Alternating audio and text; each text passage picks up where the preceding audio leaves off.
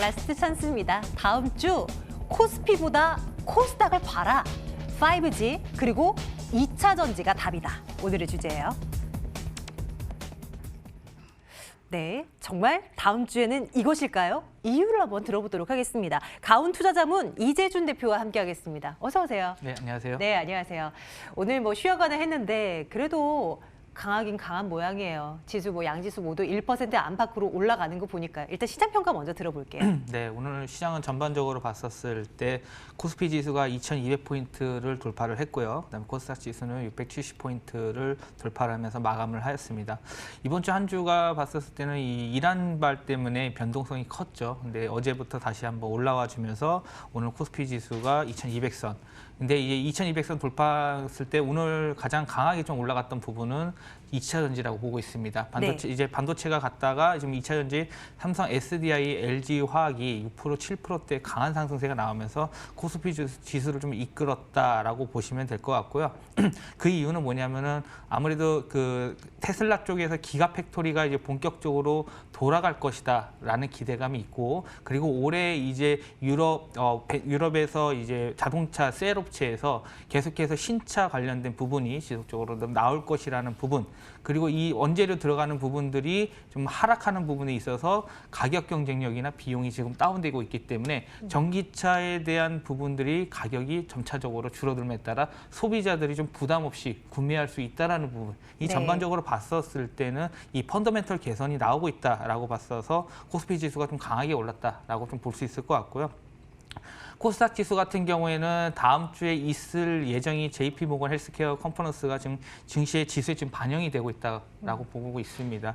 전반적으로 봤었을 때 다음 주에 이 JP모건 컨퍼런스 회의에서 이 기술 수출, 라이센스 아웃 관련된 부분이 기대감이 지금 반영이 되고 있다라고 보시면 될 것 같고요.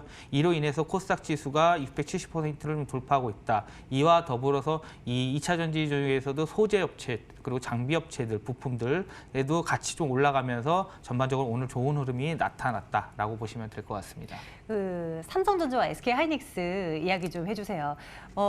이 두 종목만큼은 오늘 하루 크게 꺾여도 놀라지 않았을 거예요. 너무 잘 달려왔으니까. 그런데 삼성전자는 더 올라가고 하이닉스는 뭐 조정을 받아도 막 세게 안 들어온단 말이에요. 앞으로 더 갈 수 있을까라는 데에 그렇다라고 생각하는 투자자분들이 굉장히 많으신 것 같아요. 그래서 분위기를 막 타는 거죠. 네. 어떻게 보세요? 대표님 생각은요? 네. 더 갈 수 있을까요? 우선 보통 이런 주가 얘기했을 때 더 갈 것 같다고 하면 항상 네. 꼭지가 나오는 부분들이 많거든요. 그러니까요. 예. 그러니까요. 조정이 네. 나오는데 네. 일단 이 삼성전자, SK하이닉스 하면은 시가총액 1, 2 반도체 대장주격이다라고 보시면 되겠죠.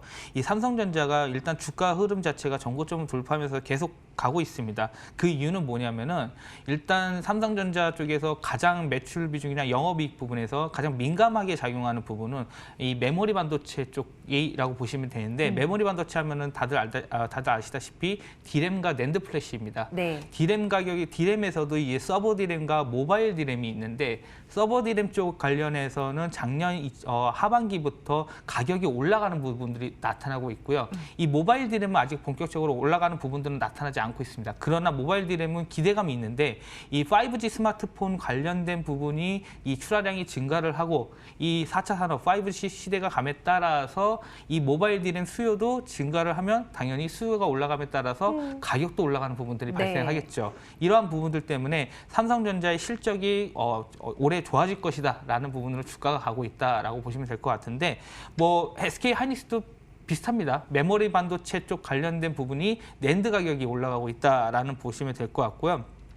일단 전사적으로 삼성전자에서는 IM 부분이나 이 가전 부분 그리고 반도체, 이 디스플레이 부분들이 전사적으로 좀 좋아질 것이다라는 부분이거든요. 원래 작년 같은 경우에는 디스플레이 쪽 관련해서는 OLED 고정비가 좀 많이 들어가다 보니까 실적 측면에서는 그 부분에서는 좋지 않았습니다. 근데 지금 삼성에서 보면은 이 QD OLED 관련해서 TV 대형 디스플레이 출시 관련 계획도 나오고 있고, 그다음에 스마트폰이 LCD에서 OLED의 전환, 중국이 따라오고 있지만 아직까지의 이 OLED까지에 대한 기술력 자체는 아직 격차가 있기 때문에 충분히 삼성전자에서는 전사적인 실적 개선을 좀 기대하는 부분이다라고 보시면 될 것 같고요. 그런데 차트 보면 대표님 이미 그런 것들 기대감을 다 반영해서 올라간 것 아닌가 하는 해석도 가능하잖아요. 그렇죠. 근데 네. 지금 추가적으로 올라갈 수 있을 만한 건 뭐냐면은 이 반도체 쪽 관련된 매크로 변수가 굉장히 중요합니다. 말해서 계속해서 통화적인 완화 정책들이 나오고 중국 경기가 살아나야지 그러한 부분으로 인해서 이 반도체 수요가 증가를 하게 되거든요.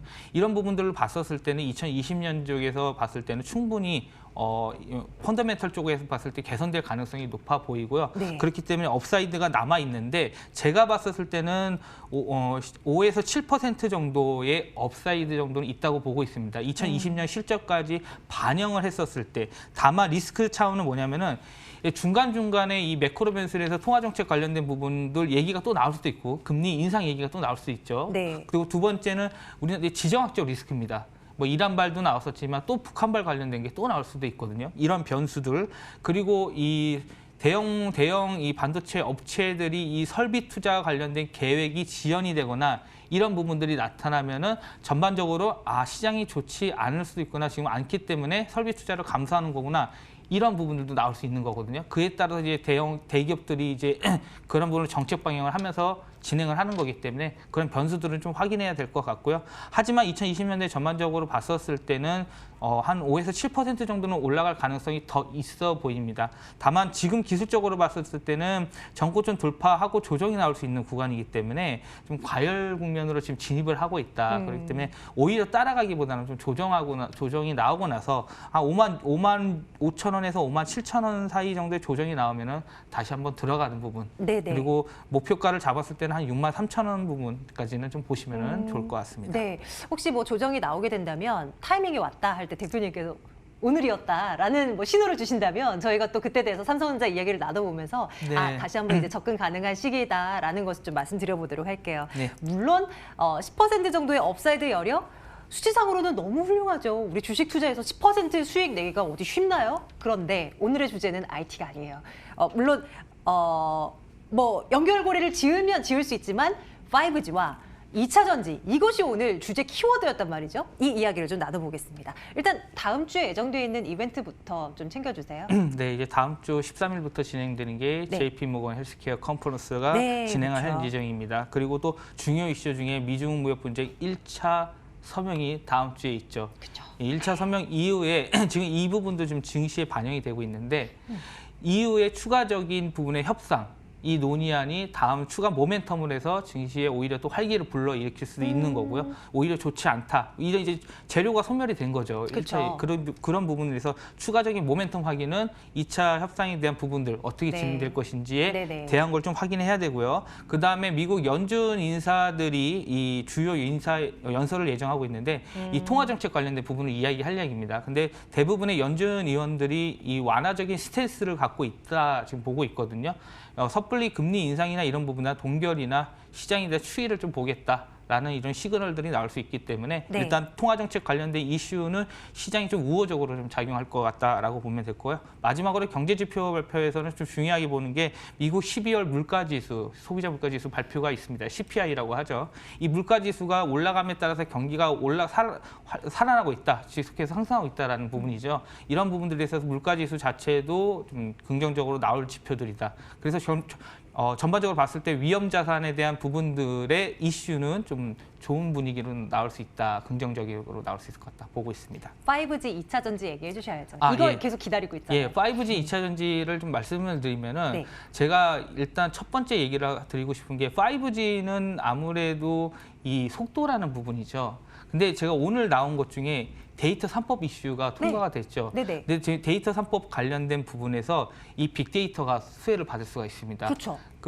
그러면 이제 개인정보 같은 경우는 가명으로 쓰는 거는 정보에 대한 동의 없이 수지를 받을 수 있는데 이 데이터를 또 정보를 처리해야 되는 부분들도 있거든요. 처리 속도가 필요하거든요. 네. 그러니까 제가 빠른 봤을 때 속도. 빠른 속도가 네. 이게 5G는 정말 이 산업 자체가 파급적으로 파생된 게 너무 많습니다. 뭐 자율주행도 될 수 있고 빅데이터도 될 수 맞아요. 있고요.